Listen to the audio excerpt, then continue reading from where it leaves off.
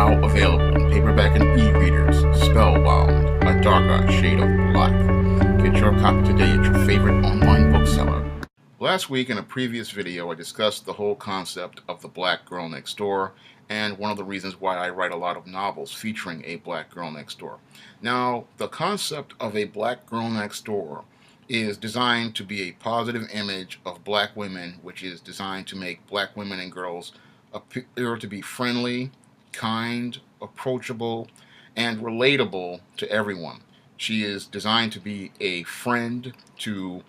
people in the stories and someone that the reader or the viewer can relate to and identify with as someone they want to be a best friend with, and someone that boys find attractive because of her internal character traits, someone they can relate to as someone they would want to see as their girlfriend and later on to be eventually become their wife. And the concept of the black girl next door was designed again to change the way we saw the image of the black woman, because in most media before the mid 1970s and 1980s we often saw a stereotype perception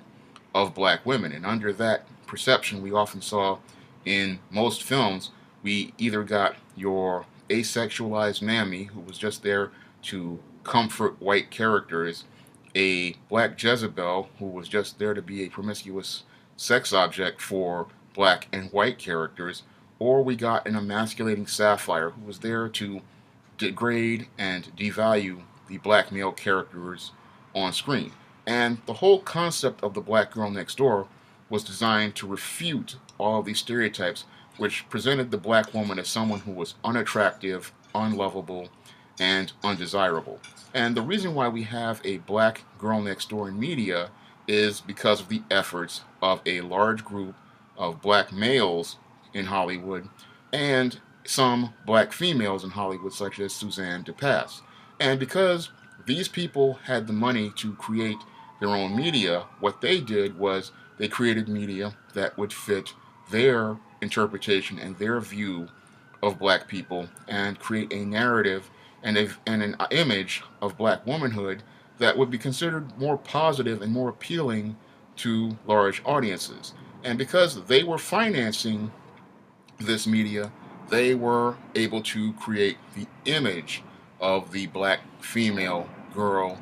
next door. Now, we look at the works of people like your Bill Cosby, your Quincy Jones with The Fresh Prince of Bel-Air, Suzanne DePass with Sister Sister, Reginald and Warrington Hudlin with the House Party movies. We look at Robert Townsend and his works in film, and Keenen Ivory Wayans, and all of them were working together towards pushing the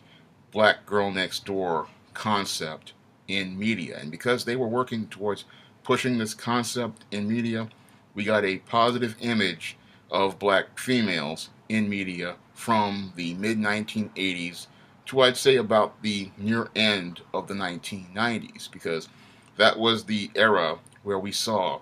the black girl next door being presented as one of the strong main images in African American media. And a lot of people probably wondering what happened to the black girl next door. Why did she walk away from American media? And the reason why there is no more black girl next door in American media is this: the players on the table changed over time, and because the producers of black media started to change over time, what happened was there was a change in the narrative. And this change in narrative really started in the early and mid 1980s with people like Alice Walker, a black feminist, starting to come up, rising with The Color Purple. And she, working with white liberals, created that film, and black feminists like Oprah Winfrey were working towards pushing their narrative towards the black image of the black woman. And because these women had a more feminist view of black women, they were slowly working towards changing the narrative to fit their viewpoint and their reflection of black women. And under their viewpoint, their view was that your black woman wasn't a girl next door. Their viewpoint was that your black woman was a victim of the abuses of black men. Because we look at films like The Color Purple, and Oprah Winfrey's produced films like 1987's The Women of Brewster Place, we see this narrative being pushed to the forefront. And then later on in the early 1990s, we had Terry McMillan, also another black feminist, rising with the novel Waiting to Exhale, continuing to reinforce and push this narrative regarding the image of the black woman. And slowly, this narrative started to become more popular. And then she got some support and started, again, producing the film version of Waiting to Exhale. And that, again, pushed the narrative and the viewpoint that the black woman was a victim of the abuses and mistreatment of the black man. And this was a narrative that, again, was pushed and financed by wealthy black women who had a feminist view of the black image. And because they wanted to push a feminist viewpoint of the black image, we started to see a complete walk away from this whole black girl next door concept of an appealing, attractive, friendly black woman who men wanted to date and marry, and an image of a black woman that girls would find attractive to being their friend, to this, again, victim of abuses who needed to be pitied and felt sorry for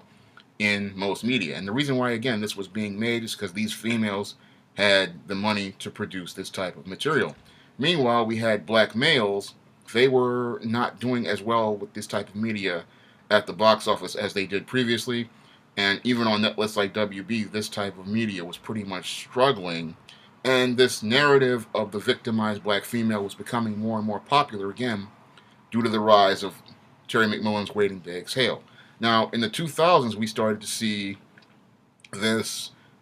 change in trend completely from the Black Girl Next Door with shows like Girlfriends, which is again produced by Maya Baraka Kill. And we also saw it with Lee Daniels' Monsters Ball. And with Lee Daniels' Monster Ball, this was a complete turning point in the image of the African American woman in media, because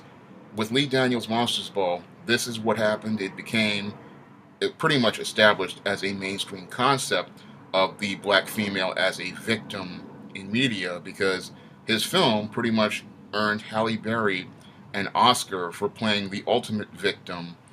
of abuses, Letitia Musgrove, who was pretty much shown in this film as some poor, put-upon, pathetic female who needed the help and savior of a white man. And this film, again, is a turning point in the image of the black female, because it not only shows the black female as a victim, but it shows her needing a white savior to take her out of her own dysfunctional situation. Because even in earlier black feminist films, you often saw the black woman, she didn't need a white savior. She was often trying to pull herself up. Now, if you look at other films, like Oprah Winfrey's The Wedding, again, this is where you see a seed of this when she makes the story about this black woman who was debating whether she should marry this white man. But Monsters Ball pretty much cements it in people's mind and creates the foundation for a turning point in the narrative, telling us all that in order for this black woman to be saved, she needs a white savior, even though there are welfare, there are colleges, and all sorts of opportunities that this female could take to pull herself up in the time that this man was in prison. Because the story, Monsters Ball, pretty much perpetuates the whole idea of the victimization of the black woman. And then we have others pushing a narrative such as your Tyler Perry, because your Tyler Perry also pushes the narrative that the black female is a poor, put-upon victim who is being abused by no good, dark-skinned black men, and that she needs a light-skinned black male to come and save her from the situations that she has fallen into, and needs to be rescued by this light-skinned man from this situation without any sort of objectivity. And in between your Lee Daniels and your Tyler Perry, the narrative for the black female in the 21st century has been nothing but victimization, abuse, and saying that the black woman is just there to be abused by black men, and she needs a savior, either a white liberal or a white man or some sort of non-black man who will pull her out of her situation and pretty much save her from herself, never asking the question, what did she do to contribute to this situation? What decisions did she make to be a part of the situation? And these would be questions that black men would be asking the girl next door, because the whole black girl next door concept, as it was created by black men, was not only created to create a positive image of black womanhood, but to create the concept idea that black women were responsible for their own image, and they had to take responsibility for themselves, because inside the theme of the black girl next door was the foundation of a black woman being responsible for maintaining and preserving her own image, and black men going out to support black females who presented a positive image of themselves. It was a picture that was supposed to be a more balanced picture. Unfortunately, most black people decided to walk away from this image and push this narrative of black victimization for the black female, saying that the black woman was a victim of abuses of no good black men, but again, never taking one look for accountability. Because if we look at films and books like your The Color Purple and your Terry McMillan's Waiting to Exhale, we never see any sort of accountability in those kind of stories for the behaviors of these black women, especially your Waiting to Exhale, which again promotes victimization, but never takes a look at the behaviors of these females and says to you, you know, two of these women were side pieces. One of them pretty much was a divorcee and a single mother, and the fourth one had a mental health problem. But this was never explored by Terry McMillan, who pushed a narrative that black women had to deal with a pool of no good black men, but never made the black women responsible for their choices of black men and the black men that they got involved with. So oftentimes when we look at this media, you wonder what happened to the girl next door. And again, when it was heterosexual black males controlling the media, we got those black girls next door. We got more balanced images of black women. We got images of black women in media what we considered friendly, approachable, kind, desirable, approachable, women who most girls would consider to be someone they would want to emulate, someone who they would want to be friends with, someone they would want to have relationships with, friendships with, and someone men would consider friendly and approachable, someone they wanted to talk to, someone they wanted to date, someone they wanted to be their girlfriend, and ultimately somebody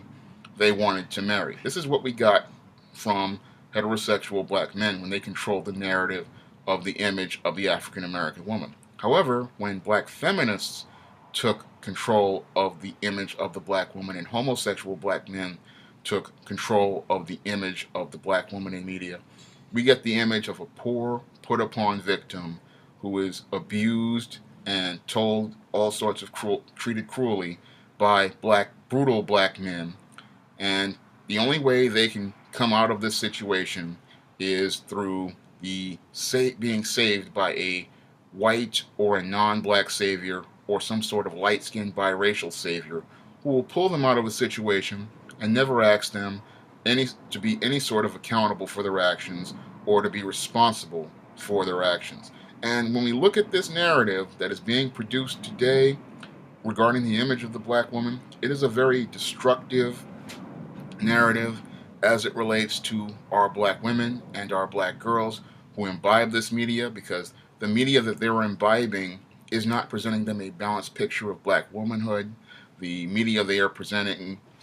to them tells them that there is only one place for them in society, and that is to be a hapless victim. And it teaches them not to love themselves, not to love what is great about being a black woman, not to see a black woman as being attractive, not to see a black woman as being desirable, not to see a black woman as somebody who is friendly. And it pretty much breathes new life into old stereotypes regarding your black female from the 1930s, such as the asexualized mammy, the Jezebel who was promiscuous, or the emasculating sapphire who puts up an emotional wall that no man can virtually get over because nothing will ever make her happy. And these stereotypes, once they get life breathed into them, pretty much choke the life out of most black females who imbibe this media, because they never learn the full richness of what it is to be a black woman,